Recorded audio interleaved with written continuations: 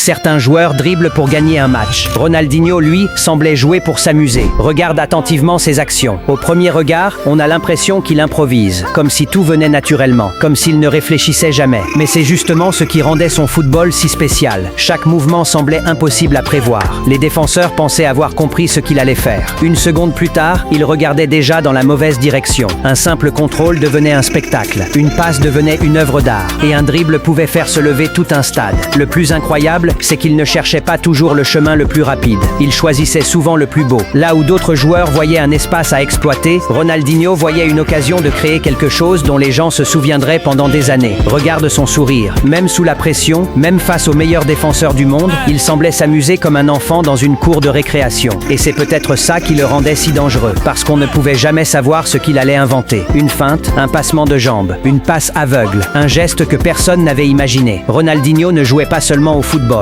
il transformait chaque match en spectacle. Et des années après sa retraite, des millions de personnes regardent encore ses actions en se posant la même question. Comment un seul joueur pouvait-il rendre le football aussi simple et aussi magique ?